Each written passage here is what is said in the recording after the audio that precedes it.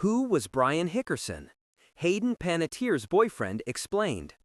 Who was Brian Hickerson, the man who became one of the most controversial figures in Hayden Panettiere's personal life? Following Hayden Panettiere's death at the age of 36, attention has once again turned to her complicated relationship with Brian Hickerson. The two first became romantically involved in 2018 after Hayden's relationship with her former fiancé, Ukrainian boxer Wladimir Klitschko, ended.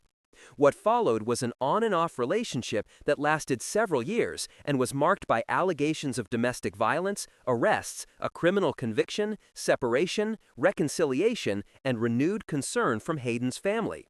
Now, new details have emerged because Hickerson was reportedly present at the South Carolina apartment where Hayden was found unresponsive on August 16, 2026. But it is extremely important to separate what is confirmed from what is speculation. Brian Hickerson has not been accused of causing Hayden Panettiere's death. The official cause and manner of Hayden's death remain pending, and investigators are still examining the circumstances surrounding her final hours. So, who exactly is Brian Hickerson, and what happened between him and Hayden? Let's go back to the beginning. Brian Hickerson is a former talent manager and producer who became widely known because of his relationship with Hayden Panettiere. Before dating Hayden, Hickerson wasn't a major Hollywood celebrity himself. His name became much more recognizable after he began dating the Heroes and Nashville actress.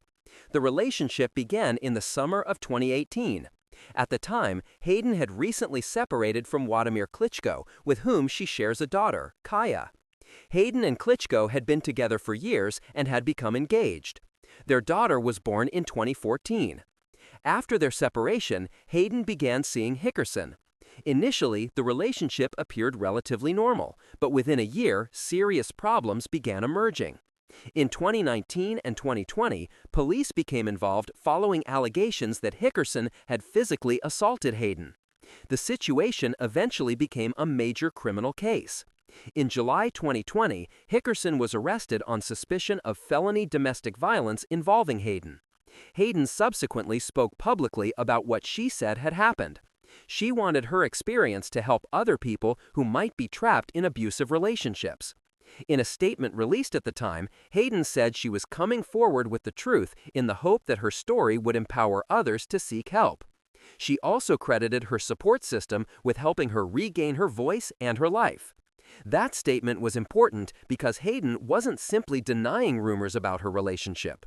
She was publicly identifying herself as a survivor of abuse.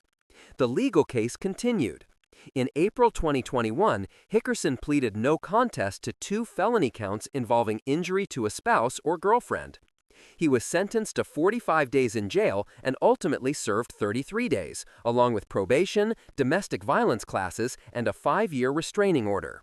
That conviction became a permanent part of the history between Hayden and Hickerson. But their story didn't end there. Despite everything that had happened, Hayden and Hickerson eventually reconnected. This is one of the most complicated parts of their relationship. People often assume that once an abusive relationship ends, the story is over. But real relationships are rarely that simple. Hayden had complicated feelings about Hickerson. She eventually forgave him, and the two remained connected after his conviction. In later years, they were seen together again. That led to renewed speculation about whether they had reconciled romantically. And now, following Hayden's death, new reporting indicates that the two had apparently reconnected before she died. Some of Hayden's friends reportedly did not know that she had resumed contact with Hickerson. That secrecy has become an important part of the current story. Then came the newest development. On August 16th, Hayden was found unresponsive at an apartment in Greenville, South Carolina. Brian Hickerson and his brother, Zach Hickerson, were present at the location, according to a police report. When officers arrived, emergency responders were already performing CPR. The police report says that Hickerson's brother appeared extremely emotional while medical personnel attempted to save Hayden. Brian, according to the report, did not become visibly emotional until Hayden was officially pronounced dead. The report also says Brian showed police a bag containing medication that Hayden had been taking. Specific medication information in the report was redacted. Police also requested surveillance footage from the apartment complex to help establish a timeline of Hayden's final hours. That does not mean Hickerson has been accused of causing her death. It means investigators are trying to establish what happened.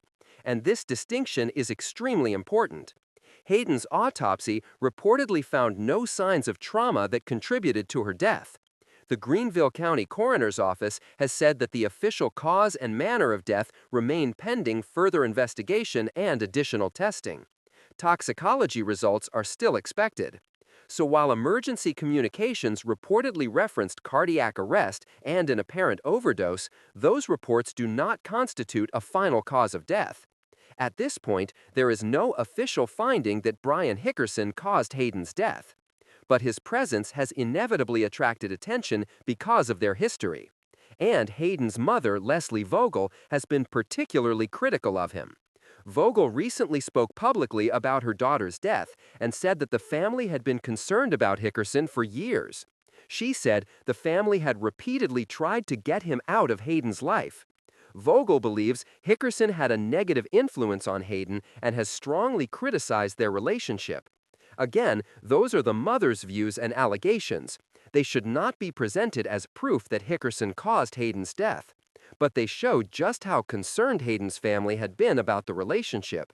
Hayden herself had also spoken openly about the abuse she experienced.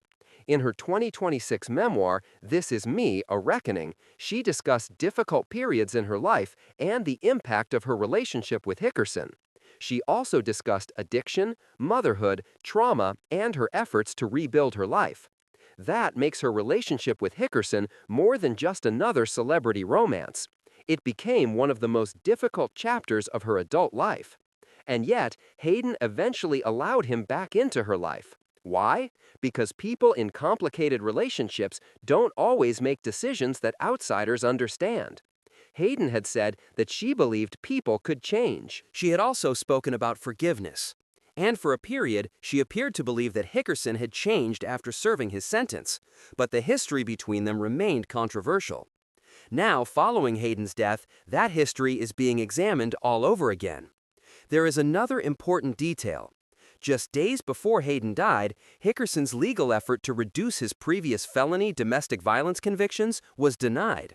He had petitioned a California court to reduce the convictions to misdemeanors and expunge the case from his record. The request was denied on August 13th, only 3 days before Hayden's death. That timing has attracted attention, but it should not be interpreted as evidence connecting that legal decision to Hayden's death. It is simply another recent development in Hickerson's legal history.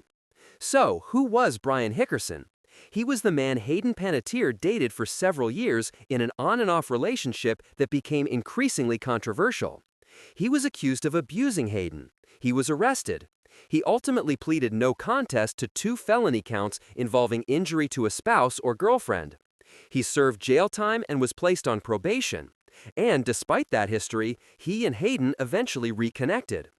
Now, after Hayden's death, Hickerson is once again at the center of public attention because he was reportedly present when she was found unresponsive.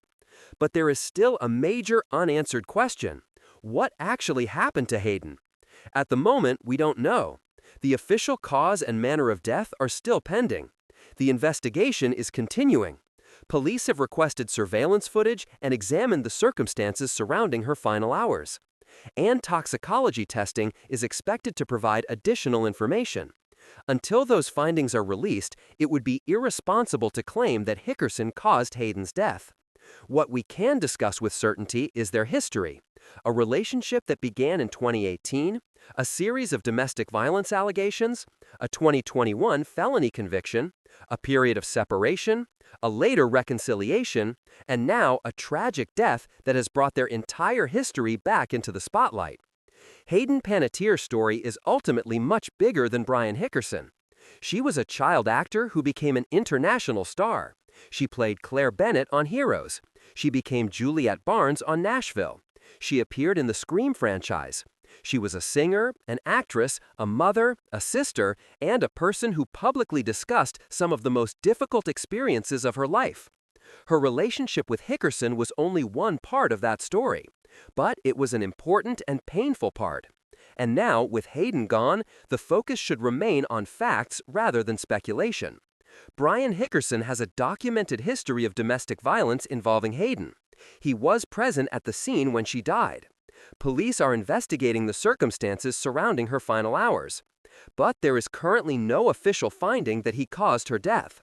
Until the investigation is complete, that distinction matters, because Hayden Panettiere deserves to be remembered for her life and career, not only for the troubled relationship that became one of the darkest chapters of her story.